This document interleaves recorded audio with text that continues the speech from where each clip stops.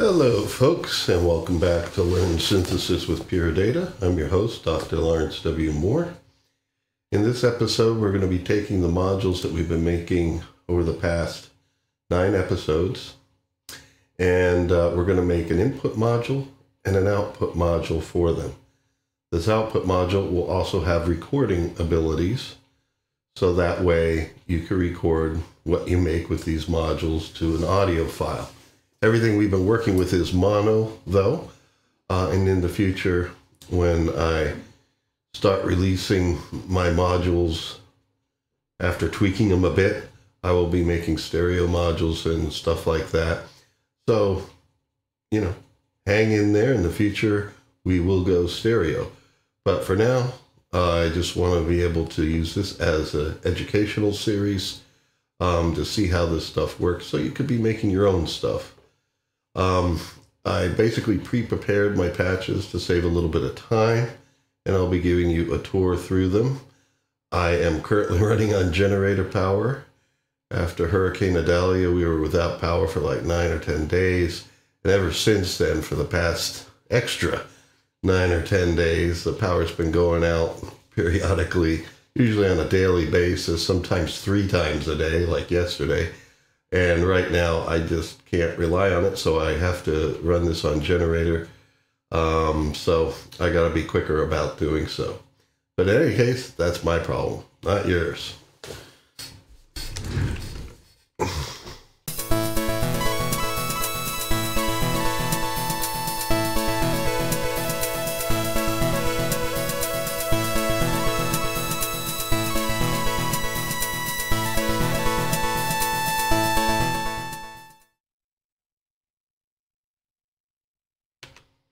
Okay, so here's a folder where I keep everything for each episode, and this is episode 10. This has all the modules from before, the audio folder that we use, and the 2 new ones are audio_input_mono tilde and audio_output_mono tilde.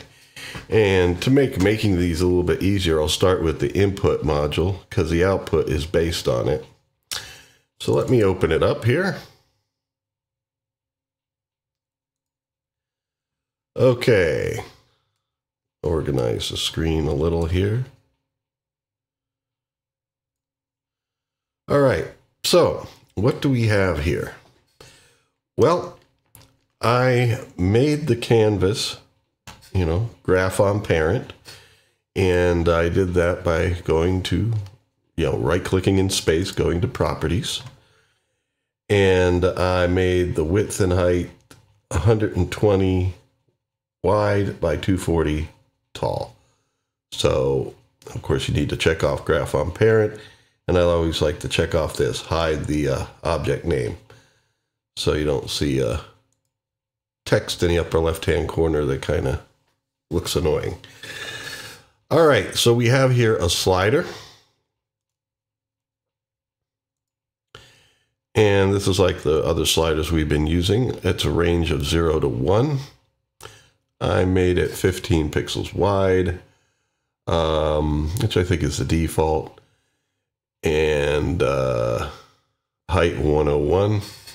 I've explained earlier why I like that. Basically, it gives you 0 to 1 in 0.00, number of digits in a range of 0 to 1, so that later when I add to the label the actual value that the slider's at, all that will be in the future, but that will basically make it look nicer.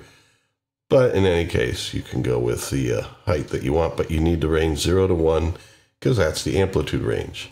Its send symbol is $0_input level _send and $0_input level _receive for its receive symbol. Basically following the same pattern I've been using, and I colored it green.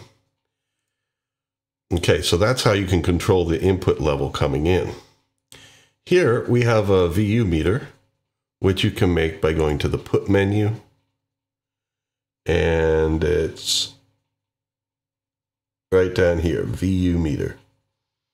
Shortcut, Shift Control U. That would be Shift Command U in Mac, I guess. Since you're only making one, just select it out of the put menu and pop it right there. Now, this also has properties. I didn't change its visual width or height at all. I left it default. It fits just nicely the way it is. And it only has a receive symbol. You can't send from it because it is really just a display. And its receive symbol is $0_meter_RECV. There we go. And it's on its default mode, which is scale. It just seems to appear nicer that way. And I labeled it level. I didn't change any other properties, but obviously you can change the background of it to a different color if you want. But I think this is nice. It makes the green, eventually yellow and red, show up better. So as you see, it's already working. When you put it in, it will not do this. You have to do the patching first. So when we get to that, you'll see how that works. And then I have a mute button here. I mean, there is some extra space here. I just figured, let's just put in a toggle switch so you can mute it. And its properties are, I made it 20 wide. And of course, its value should just be 1, because when it's checked, it sends out a 1. When it's unchecked, it sends out a 0. That's how toggles work. Its send is $0_mute_send. Its receive is $0_mute_RECV. Using my good old naming methods. And I made it red, just to say that stop, you know, because that's what you're doing when you mute something. Okay, now up here, like my other patches, usually there's an inlet here, but this is going to be the source of audio input. So I made an ADC tilde object, and it goes to a send tilde, S tilde, $0_audio_input. So this is the send symbol.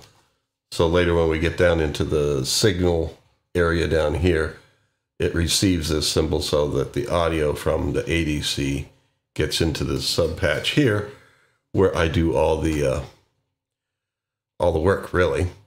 And then here, PD loading, I like to have default value sent. Now, since I took this from other modules, there's extra bangs here. They're not really necessary. All that are needed for this are 2. 1 to turn DSP on, and a 0 being sent to $0_input level_receive. I'm setting it as a default of 0.8 for now. But from what I've been noticing with the signal level coming in there, I could probably just put this at 1 by default. I might revise my other modules accordingly. All these modules I'm making, I'm going to continue to tweak and make better and better. So anyway, now it's already at 1, and we got a stronger signal coming in. Nowhere near clipping, so that's good. Now, if there's a gain knob on your interface for your microphone, that would be affecting this as well. This is basically post input through your sound device. If it's a built-in microphone on your computer, it still does have a gain or level control before it gets to this point, before it gets to ADC, in other words. And that, like in Windows, you can just go to your start menu and go to sound. Mac, you basically go to the Apple icon in the upper left-hand corner, click on it, go to system setting. I don't know if it's system settings or system preferences. I think it's system preferences, if I remember correctly. And under there, there is a sound icon where you can set the preferences for your sound. And what you're really looking for is not your output, although you want the right device selected. Under your input, you want the right device selected, but also here,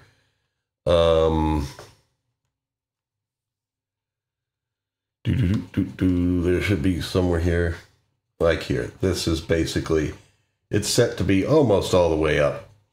And maybe I could even turn that up a little bit more. It shouldn't throw off my OBS settings that I'm recording with right now. But, you know, try it all the way. If you're getting distorted signal, then lower it a little bit until you don't. This is the first gain in the whole staging process. And if you're distorting there, no matter what you do here, it'll be a distorted sound that'll just sound quieter as you reduce it here. But yeah, definitely on the, if you have a built-in device, I mean, my interface that I'm using has a gain knob on it. So that's why I was able to put it all the way up to 1, because that gain knob is the first thing. So if you have an external interface with a gain knob, that's where you set your levels to begin with and make sure you're just not distorting, but as strong as you can get without distorting. As you see, I'm still, you know, not even clipping even when I get louder. And I want it that way because then I can speak with emphasis if I need to and not distort here. I have my settings basically meant for recording for videos. Okay, so that being said, we looked at loading. Here's where the whole signal thing takes place. And I just called it signal. It's just a subpatch where we receive the audio input from the send over here. So this is the sound coming in. And then we're receiving from the input level slider right here. This is its send symbol that we're receiving. And it goes down into the left inlet of a float box. And there's a reason for this. And I'll explain it as we go. And then we also have our mute being received right here. And the mute goes into a select 1, 0. Should be familiar with that if you've been following the series. The first outlet is for 1. That's if the toggle is checked off. And if the toggle is checked off, really, we want to mute. So we send a 0 in down here into pack F50, line tilde, which I've been using to just kind of make the transitions as the numbers change less abrupt. They're taking place over 50 milliseconds. A line goes from number to number over 50 milliseconds. The F means whatever number's coming in, and 50 is just the number of milliseconds. So line at the sampling rate will draw a line from one number to the next, so that eliminates artifacts, the little snapping sounds. But the 0 outlet, see it's select 1 and 0, so the left one is 1, and the 0 outlet for whenever you uncheck mute, that goes into the left inlet of float as well. At this point, it's a bang coming out of here. So this bang will bang float and send whatever number is being stored in float through. That way, when you're setting your level here with the level slider, it stores in here. Since it's going through the left inlet, the number will go through. So it will instantaneously change the level. But it stores whatever the last number is in here. And then when you bang it, it sends it out again. So that means when we mute, a 0 is sent through. And then when we unmute, it sends whatever the last level is from the slider back through again. So the sound will return to the level it was at previously. And that's the whole point. And of course, that's going into the right inlet of a star tilde, which is affecting the signal coming through. Now the output does go straight down here to a send tilde, $0 underscore audio underscore output, which is over here and goes out an outlet tilde. So this is basically where, from the outside, when we load this module into our modules PD file, its outlet will be sending out the sound signal. Basically, it's just giving you gain control or level control in case you want to adjust it. But remember, you really want to set your gain levels through your either your built-in sound card's settings, its sound settings, or if you have a physical gain knob on an external interface, you want to set it there. And that will be your level. Now, when you have an external interface like you saw there, there is a slider inside Windows also, and probably the same with Mac, where you want to turn that all the way up so that basically your gain knob, the physical gain knob on your interface, is the one that's really in control of the signal coming in. And that's the first point where you can regulate level without distorting. And so you need to have that set right. This is just in case you want to adjust things later. But at this point, it's really not a gain slider. It's more of a fader because it's adjusting the level coming in. Since this can't go above 1, you can't distort the signal from this point unless it's already distorted on the way in through your gain staging. Now here, we're also taking this audio signal into an env tilde object, an envelope object. And I put in these values for its window size of how it examines the audio signal's amplitude and translates that into normal numbers that operate at the millisecond level. Basically, it gives you an amplitude output that you can use with your VU meter. The VU meter does not accept audio signal. You need to convert it into non-audio signal, like what they call that control rate numbers, because it's not operating at the sampling rate, it's operating slower at the control rate. And this is the conversion stage to do that. Now, what this sends out, ENV sends out RMS in the form of dB. It's like a range of 0 to 100 instead of 0 to 1. And then basically I put a minus 100 here because the readout display over here is like from 0 down to negative 100. You see it lists 99 here. So the idea is if I'm subtracting 100 from it, I'm putting it in the right range of numbers for VU meter to read it properly. Otherwise, VU meter will be kind of like all the way up. It'll be like inverted from the way it reads things. And this is being sent out to $0_meter_receive, which is the receive symbol of the VU meter. So this gives us a graphic display of our level, and the slider would allow us to adjust this. So as you see now, it's going down and down.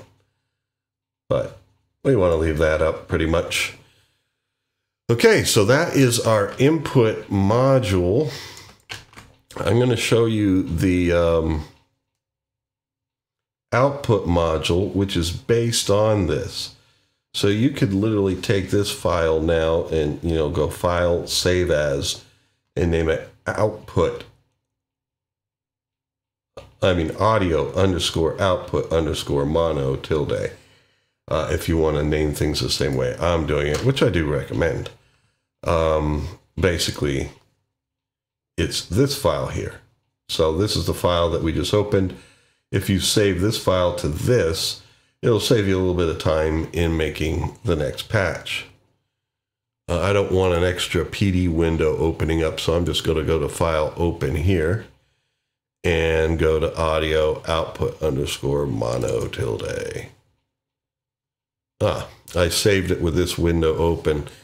Usually when you're done working on things, it's a good thing to close all the sub windows, the sub patch windows, and then hit Control S or Command S on Mac to save here so that your sub windows, your sub patch windows don't open up whenever you're using this.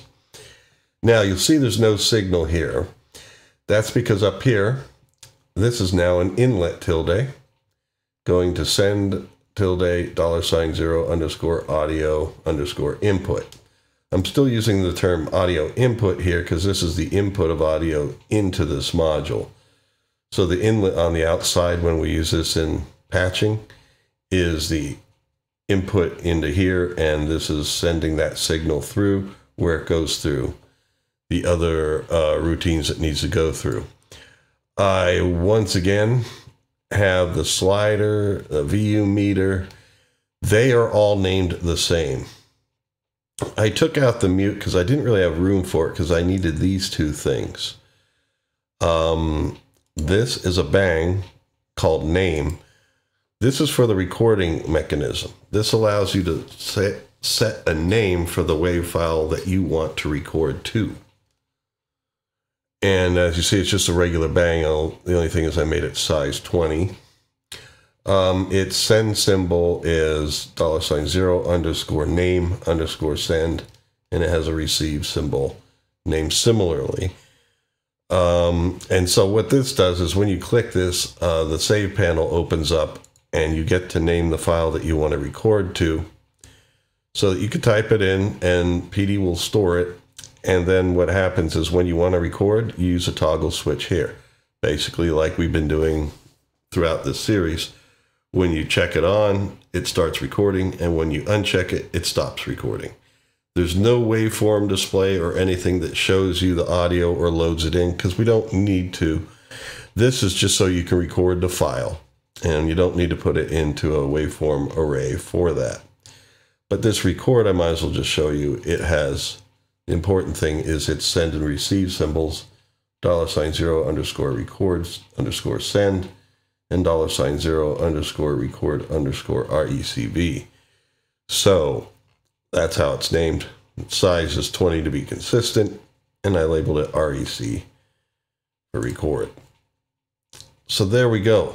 Those are the new objects. As you see, the space is the same. You can pretty much leave in, if you are making this from the input module, leave in the slider and the VU meter.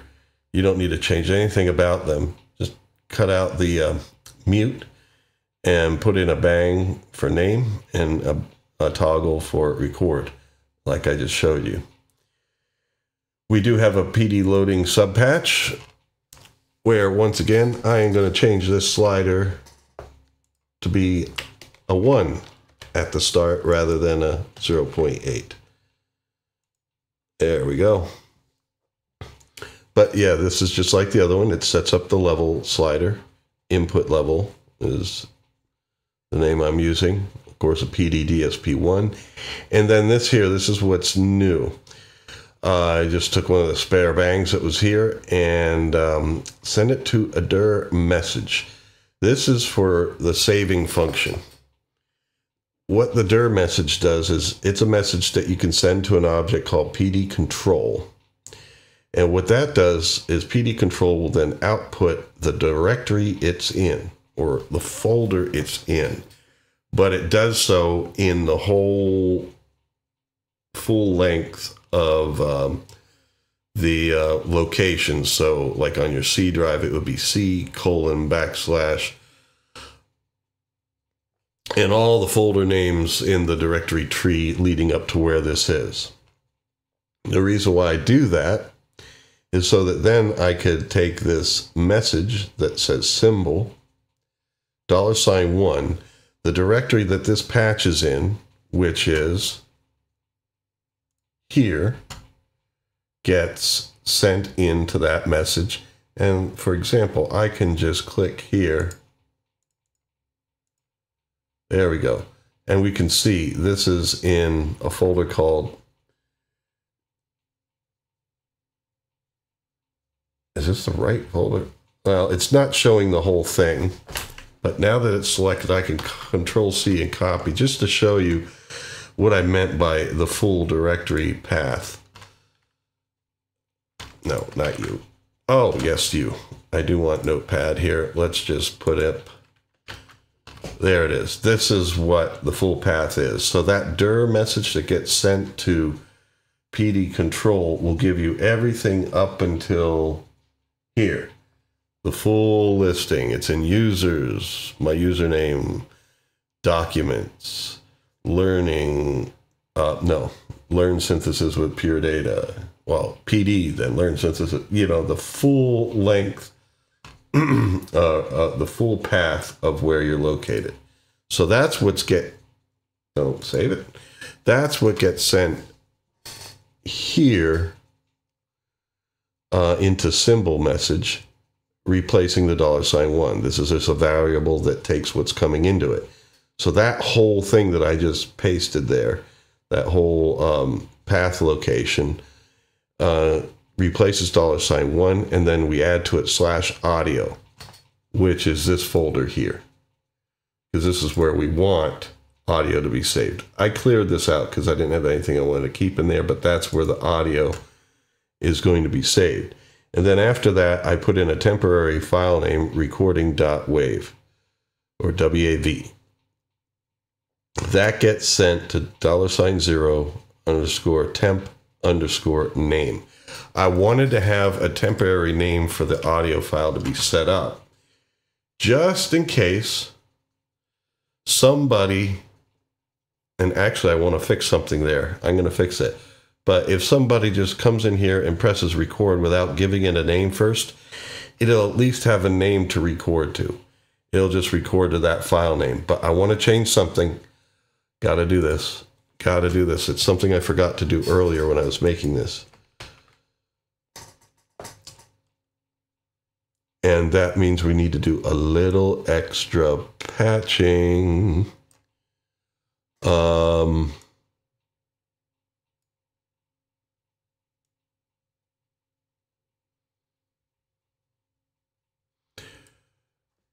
We want to add a $0 in front of recording.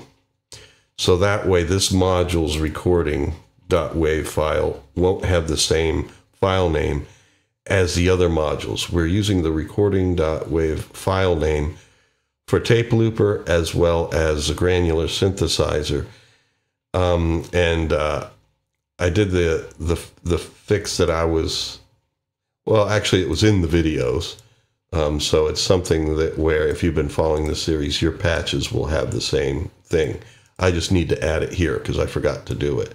Let's give ourselves a little more room here. Basically, we don't want it to be named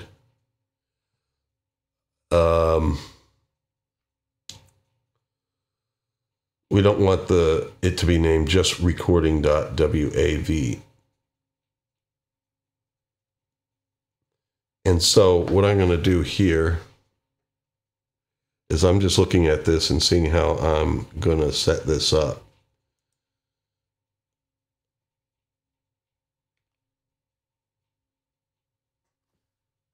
I'm going to do this. I'm going to set up a trigger. And this is sending out essentially a symbol. So I'm going to put the symbol abbreviation. And then a bang. So the bang comes out here and the symbol comes out here. Because basically PD sees like a path name like that as a symbol. You could also put A there for anything. In fact, maybe I'll do that. But basically that full path name I was talking about is getting sent out of here. But I also need to get, we're going to say symbol $0_recording.wav. See, I can't type $0 straight into the message here. If I type $0_recording here, it won't work because the $0 functionality of abstractions, like when you take patches into other patches, like we're doing here, the unique number it replaces $0 with only expands out of object boxes. So this object box will be able to do it. And so we need to send that in to here.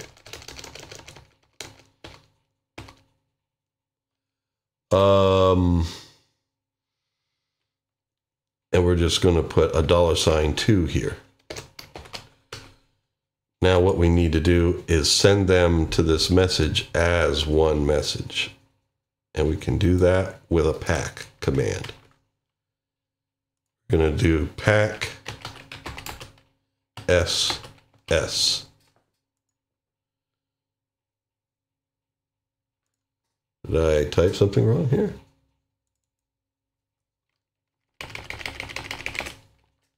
Pack SS. Yeah, okay. This one goes into the right inlet, which will make it the $2.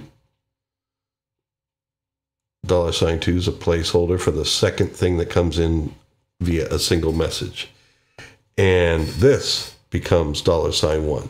So here's the full path name, /audio, and then here's the file name, $0_recording.wave.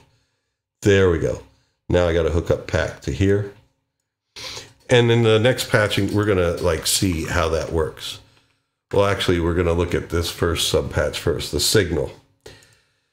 This is the same as the input module, except I took out mute. Where did it go? Every now and then PD likes to put things on my second display really far over. I'm trying to grab it. Sorry about this. Like right now, you can't see this because it's on my second display, but there's a little sliver of a PD window, which is the one I want, that hiding off screen, and it was hard to grab with the mouse. I don't know why it does that now and then. Here it is. Okay. I'll put it here. So what we have here, I took out the mute thing, but everything else is the same. And since the mute is no longer there, I didn't need the float box anymore. Because now, you know, the level from the level slider is just going to go through and control the level. There's no mute that is functioning with it. But everything else here is the same. It's the same as the input module. So if you were making, if you're, did what I recommended and, you know, saved it as the output module, once you take that out, take the float out and just hook this up, everything else is the same. So yeah, the level slider, this is where the level slider affects the audio. In case you want to turn the level down when recording, it's there as an option. And also to change the level when you're monitoring, because you don't have to just record with this. This allows you to hear stuff. Because you see here, the send send tilde, receive tilde, $0_audio_output, that receives the audio output from signal and sends it to a DAC. So this is where you hear things. And I connected both sides to the left and right, so we don't have to hear things just coming out one ear. If you're using headphones or one speaker, it'll come out both speakers. In the future, when I update these modules, I'll have a pan function and I'll have all sorts of things where they'll be more robust and stuff and have the different options that people will want, like a stereo output module as opposed to just mono output modules. But in any case, here's the subpatch we need to look at for recording. So this is how recording takes place. We're receiving the audio output signal. That's basically the audio output from the signal subpatch here. It's affected by the slider. So this is basically what our output is after the slider is allowed to affect it. It comes in to a write SF tilde here, so it could be written to file. Now here's the patching to do so. I'll get to this in a moment, but first I'll mention here, this is where the naming takes place. This receives $0_name_send.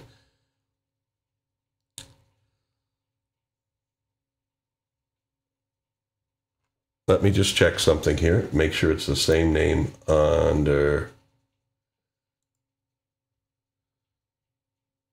Oh, no, that's fine.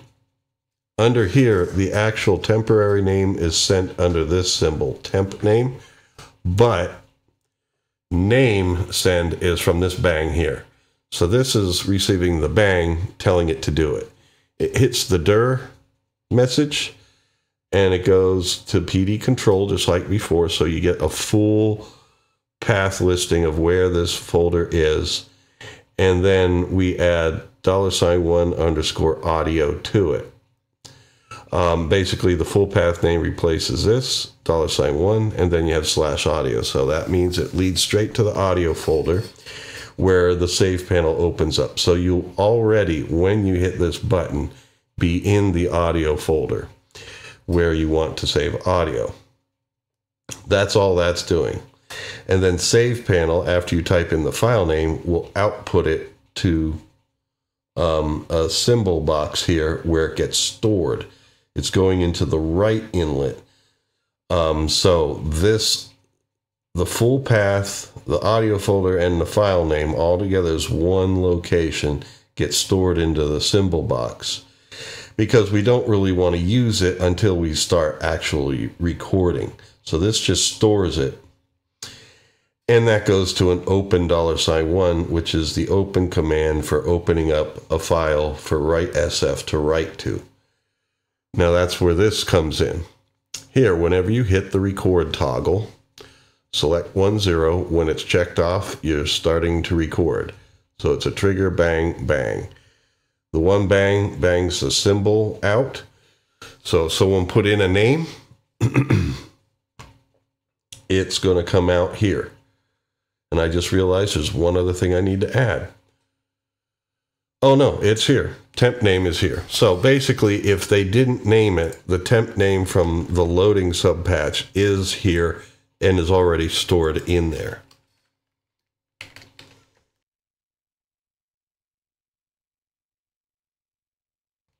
Excuse me, I needed to hit the cough button.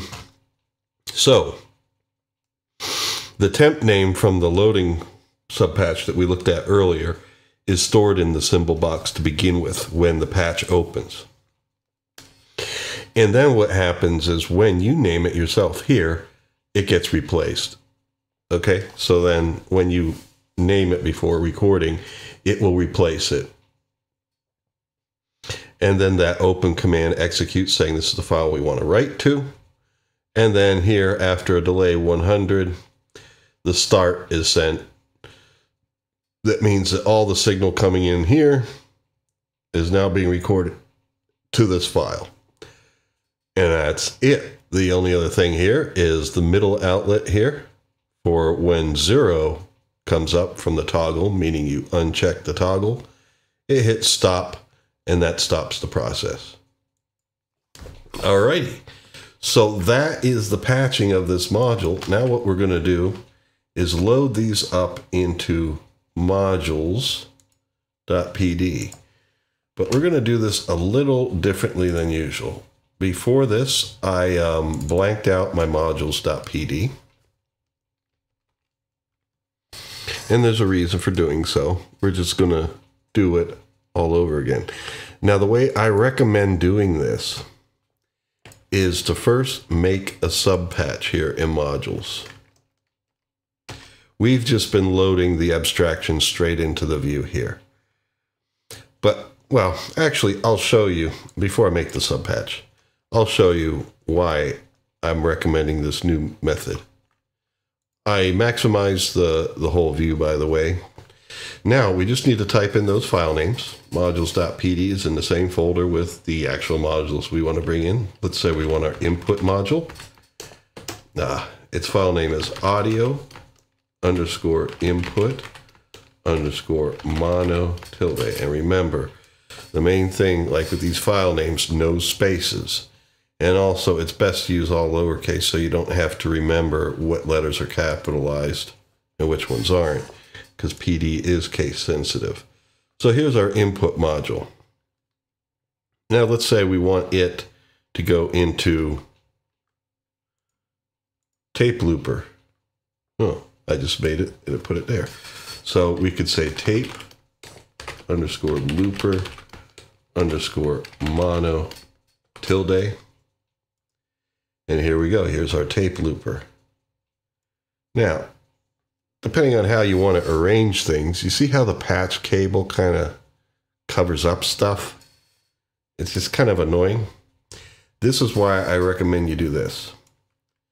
Let's Control X this out. Select both of these, Control X, or Command X in Mac. That cuts them. You can also cut from the edit menu. Now we're going to make a little subpatch called PD, and I'm just going to say subpatch. Why not? Now this subpatch, I'm going to maximize this too. we're going to graph on parent, go to properties. We're going to graph on parent. We're going to hide the object name. And we're going to make it as big as we can. We have like 100 pixel margin from the top, 100 pixel margin from the side. If we're talking about my screen resolution is 1920 by 1080. So X width wise, we have 1920. Let's say we have a margin at the left side that's 100, and then another margin at the right side to leave an even amount of space at the right. That's also 100. We'll make it 1720. And then down here for the height, this is 1080, but we've got about 40 pixels taken up by, you know, the top menu bar stuff. I'm approximating. So let's say that gives us 1040 plus 100 pixel margin plus another 100 pixel margin on the bottom. I think what would look good is take 240 off of that. That's 840. Now let's hit apply and see how that looks. That looks pretty good. Now we're going to press OK.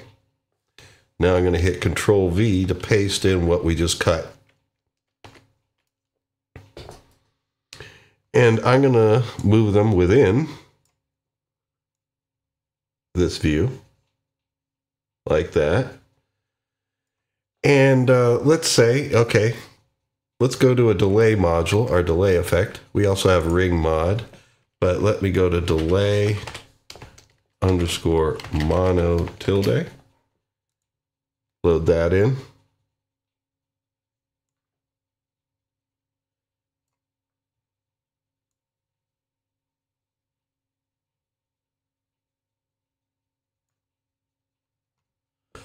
And then we're going to add to this the audio underscore output underscore mono tilde.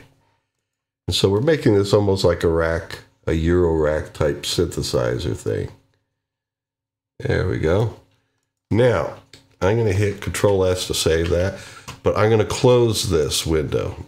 Not both of them, just this one, the one that's the sub patch. And you'll see our sub patch is right here. We could drag this kind of like in the middle. Now, you didn't have to make it the full size, but by making it this size, you could literally come in here, open this patch up, go to open, and add other modules as you make more modules and stuff like that. And basically, they'll all be able to fit in to a certain amount of space. And it's cool, you know? Now, if you want to just measure out how much you need for this, just these few modules, you can do that. And all that. But the thing about this is the patch cables aren't visible. So you just see these modules and it looks cool.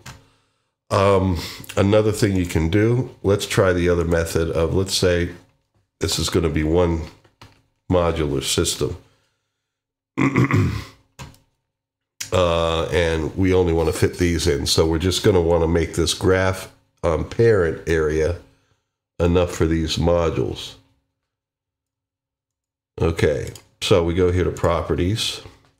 Now these modules, this is like 120, 240, 240, and 120. So they're about 480, but there's like 20 pixels of space maybe in between. 480, that would be 500, 520, 540, 560, 580. Let's make it a width of 580.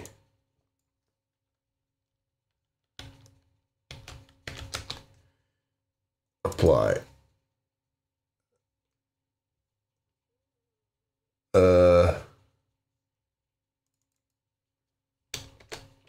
580.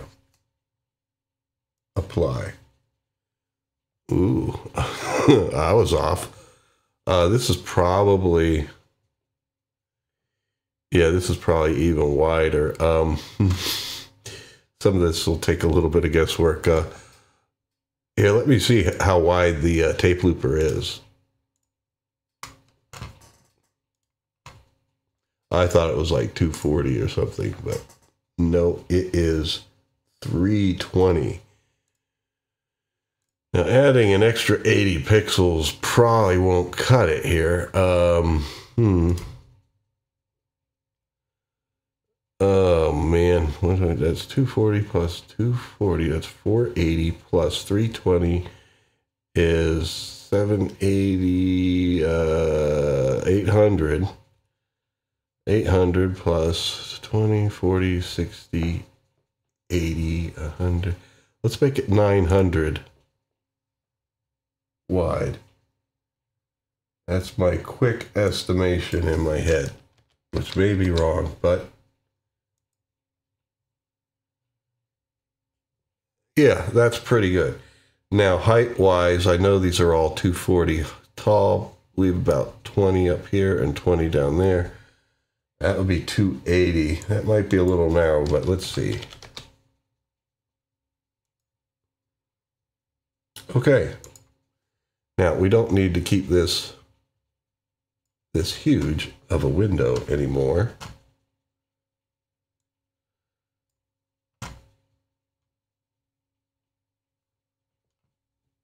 Now, the thing is, when you do this from the top at PD, sometimes it can screw things up. Maybe I should have just done this to begin with.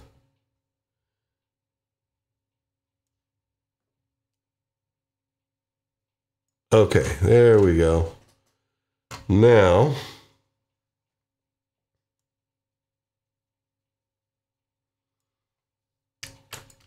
we can save that, close it. Let's take this window and resize you so that you look nice.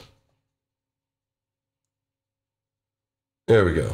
So now, because when you make a sub patch like that, it hides the patch cables, you basically don't have to see them anymore, and everything looks better than it normally would. There we go. I think that's fine. This is a little extra wide here, but I'm not going to worry about it. Now, what we can do is save this out as, since this isn't going to be loaded as an abstraction in anything, you could use different spaces. Let's just call this modules, or no, how about this?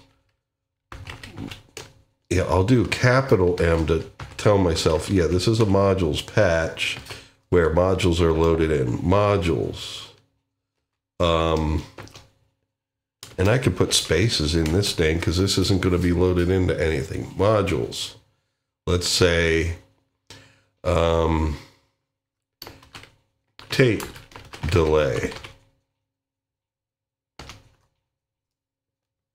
So now here in our file folder, we have a file called modules tape delay. Just to differentiate between these files that are the actual modules themselves and something that contains modules. So there we go. Now we can use this. Our audio signal is coming in and it is not clipping, so I'm going to leave that all the way up. We can record to this. I'm going to record it as a loop. Well, no, you loop afterwards.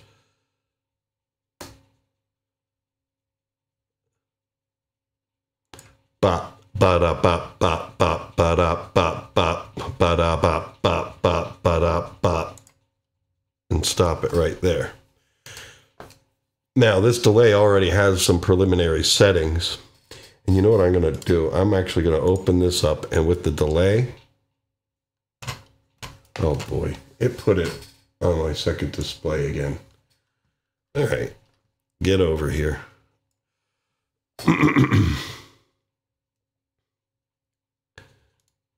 We're going to open up the delay. We can do it from here. It's loading. I'm going to make this basically the input and the outputs 1. I'll leave the delay settings where they're at, but the defaults for this, I'm going to make 1. And then just click it now.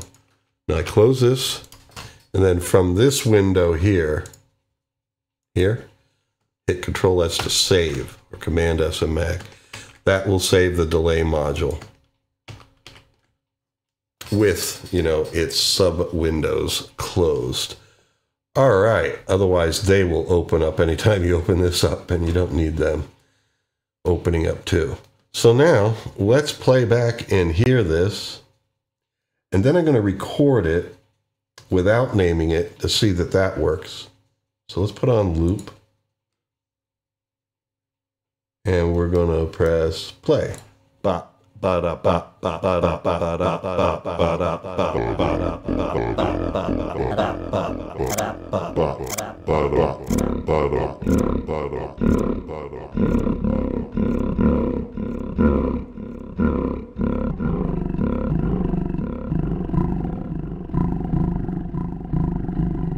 Now let's say I want to record this.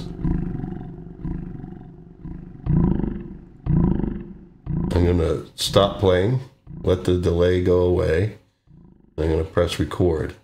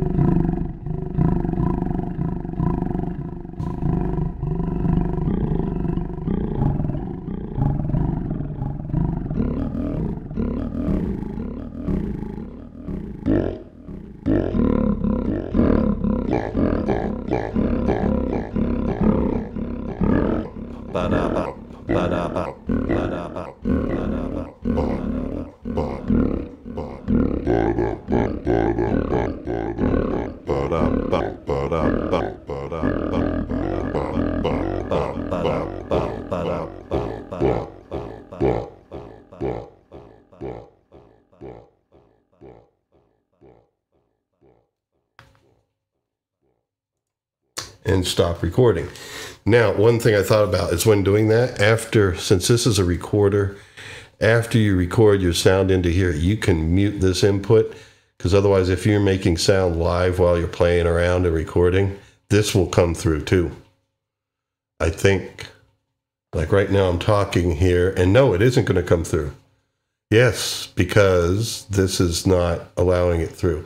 It would come through if you were going through the delay, because the delay takes the sound in, puts an effect on it, and allows it to come out. But since we are using a tape looper here, it only sends out the sound it's playing. So that's good. That's good. That's good and good. All right, so let's see. Here on disk, under the audio folder, here's our recording 107 and recording 109. This is what the $0 did for this. One of these ba ba da ba ba ba ba was the default name. That's the phone call probably telling me that the power is back. This happens when I'm making videos. Last video, oh man, hold on. Okay, I apologize. I had the phone with me, but you know, when you're dealing with this power going in and out all the time, you want to know when it comes back. Yeah, we're all family here anyway. So now, that recording 105 or 107 was into the tape looper module. This one, there should be a little bit of a delay on it. Yep, there we go.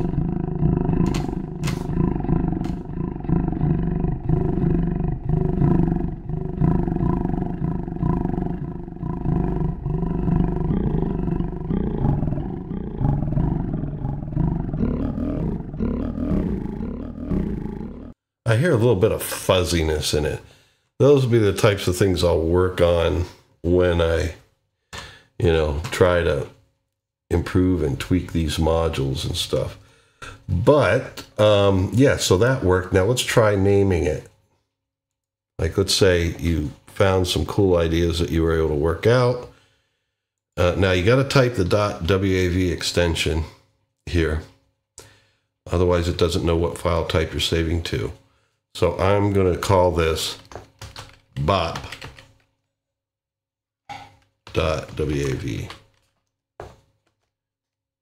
Now, if you want to load it into other things, you can. We have an open function where this could even be loaded back in.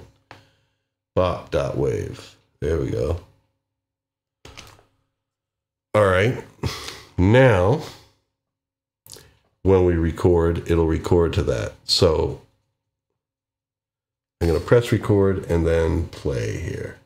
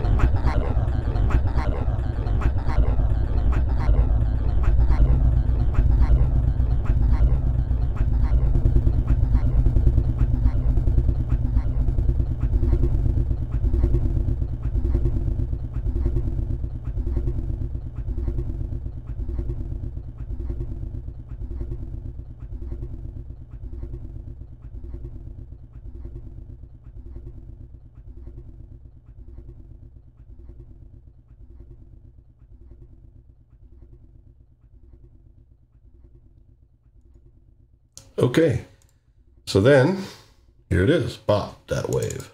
Open it up and play it.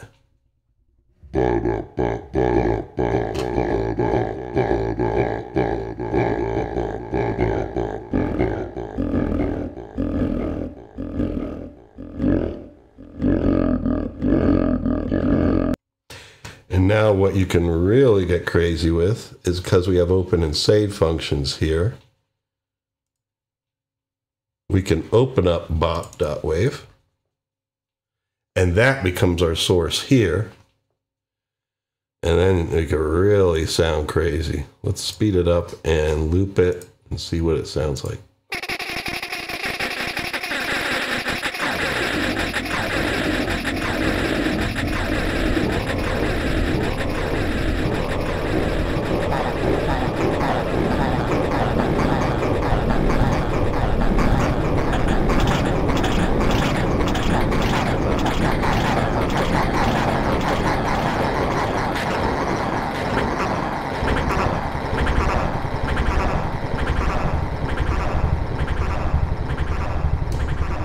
And then you can record that out and all sorts of stuff. And remember, we have a granular synthesizer we made.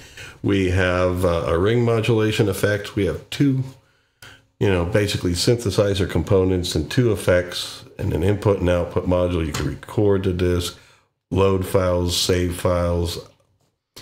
We got a lot accomplished. I think this will be the end of series 2 of Learn Synthesis with Pure Data. In this series to continue, well, I'm going to branch off into a couple things now. Still going to be making videos. I want to make videos in Pure Data that are these modular synthesis components and improving on them and making them better. And there'll be more of a demo videos where I make them, improve them, and then show them in the video, try them out. I'd also like to do some videos where I do some music with them, well, sound art with them, and make stuff that way. I'd also want to continue to work with GEM and, the interactive multimedia stuff. It's just things might be named a little bit different for the series, because I'd like to keep Learn Synthesis with Pure Data, like teaching about synthesis topics for classroom teaching. And I'd like to keep exploring multimedia art with PD Lork. I might be shifting to PD Vanilla or Per Data with that. But I'd like to keep that as like a teaching series that's classroom oriented sort of stuff. But in the other series, I want to branch out a bit more in making more creative, cool stuff and not worry about the teaching aspect for a course as much, and just make things and show them off, which of course people can learn from because I will, give you a tour. But after doing like 2 series in this, you should know enough about Pure Data to kind of like be able to follow along more easily when I put out videos of other stuff. But definitely I'm going to keep making and creating and all that. It's just you may see some different series names. It might be cool like just to have a potpourri series where once a week I just, take some of the stuff I made and make music happen with it, So anyway, I mean, there's stuff to come on this channel. So please do subscribe and stick with me here because I'm going to keep doing this stuff. I'm just maybe organize it a little differently. But I definitely want to keep synthesis and sound creation as well as multimedia art where visuals and stuff are interacting with it. I want to do both of those, kind of like I've been doing, but the series names might change. Well, anyway, I appreciate your feedback also about this, about what you might like to see happen on the channel and stuff like that. And until next time, stay free and take care. I'm going to put the mains back on and turn off the generator. Bye.